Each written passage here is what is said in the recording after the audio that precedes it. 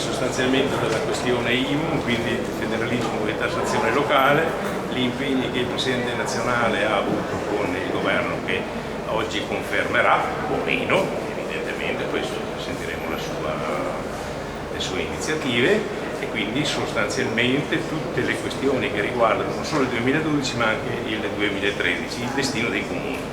Senta, tra queste cose adesso in questa estate calda c'è anche la Spending Review che va ad incidere sempre sui comuni con altri ulteriori tagli. E abbiamo già detto di no, 2 miliardi di tagli ancora ai comuni vuol dire togliere l'ultima canalina di ossigeno che esiste per i sindaci. Ci sembra di poter dire che il Presidente Monti e anche il Ministro Passera hanno già compreso che i comuni sono spremuti qui. Quindi forse ci sarà un po' di alleggerirà questa pressione su questo.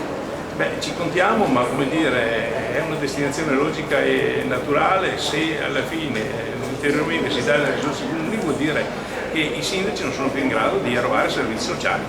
Sono pronti anche ai ricorsi magari contro questa Spending Review? Ma secondo me la questione si sistema, specialmente per la questione comuni, molto più preoccupante è la questione regionale sulla sanità. Perfetto.